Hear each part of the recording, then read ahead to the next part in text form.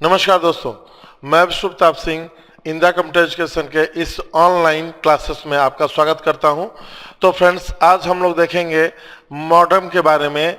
हम लोग देख रहे थे नेटवर्किंग डिवाइसेस के बारे में। लास्ट क्लास हमने लिया था नेटवर्किंग डिवाइसेस के बारे में, जिसमें हब, स्विच एंड राउटर के बारे में हमने बताया था। आज हम मॉडेम के बारे में देखेंगे। फ्रेंड्स, जो मॉडेम है ये दो शब्द से मिलकर बना हुआ है। MODEM means MO for modulation and demodulation।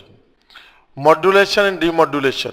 Friends, modulation का मतलब क्या है? एक तरह से हम कह सकते हैं कि इंक्रिप्शन यानी डेटा को इनक्रिप्टेड फॉर्म में कन्वर्ट कर देना, इंक्रिप्शन।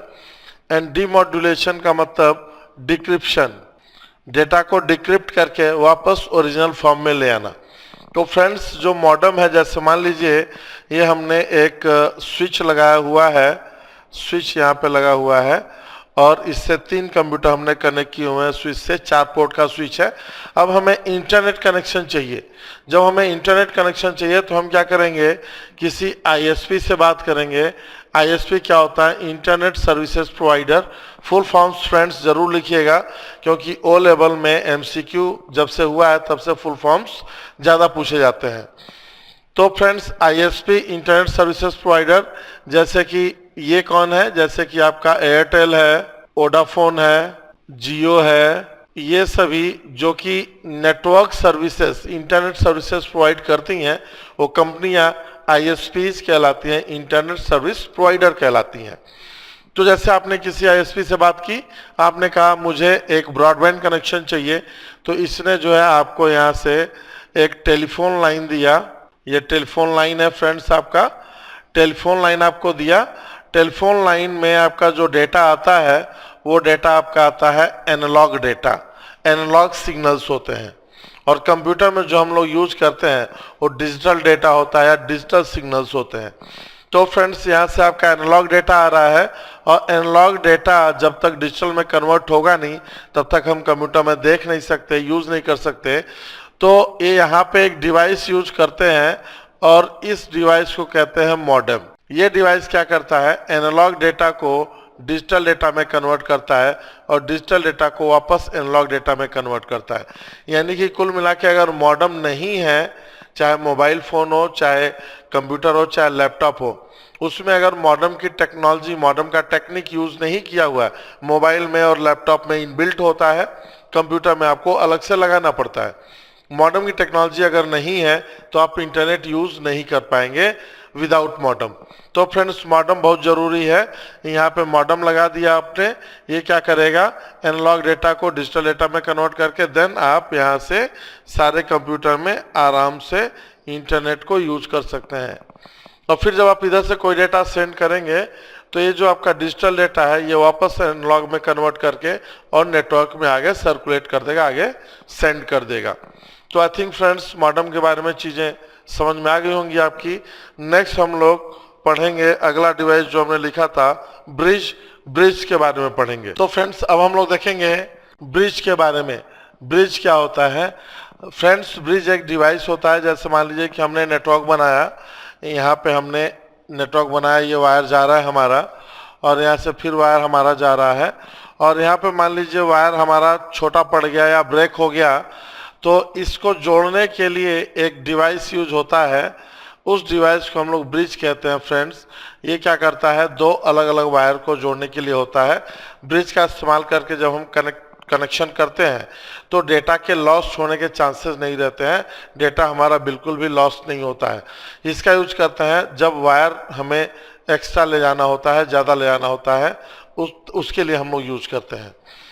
नेक्स्ट फ्रेंड्स, आपका ये साइड में रिपीटर है। जैसे हमने बताया था स्टार्टिंग में कि जब हम बस टोपोलॉजी यूज करेंगे तो ये जो स्ट्रक्चर बना हुआ है आपका, बस टोपोलॉजी का ही स्ट्रक्चर बना हुआ है।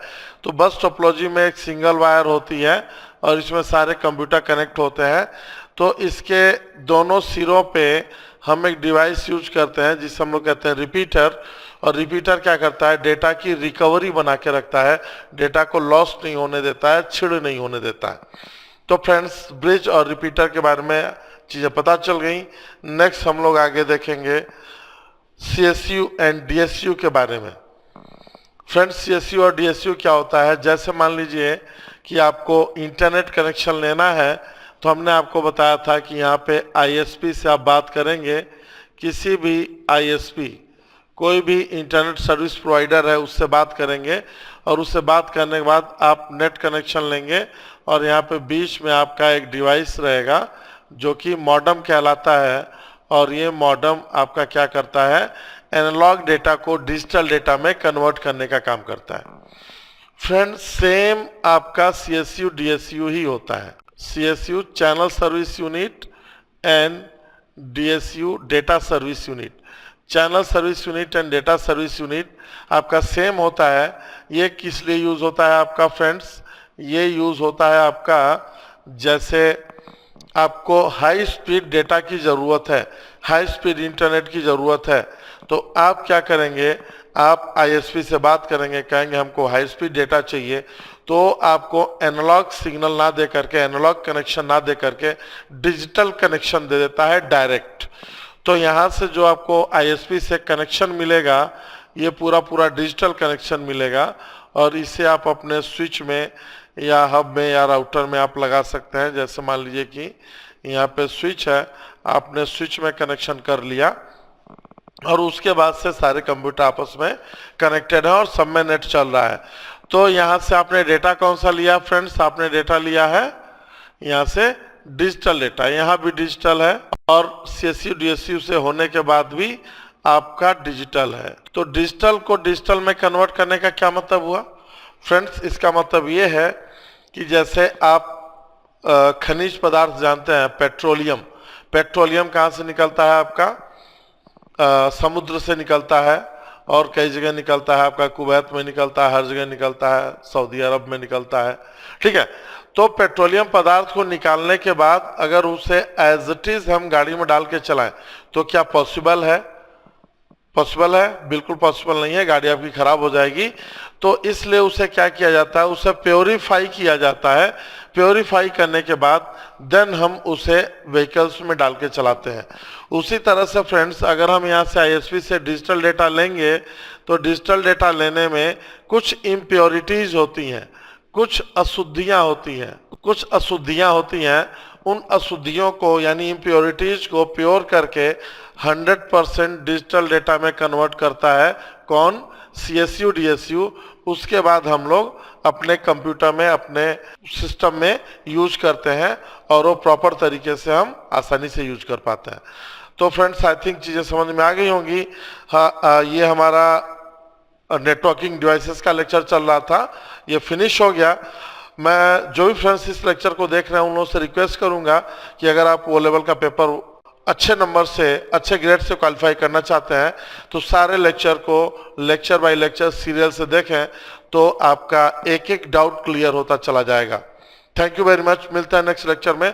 जय हिंद दोस्तों।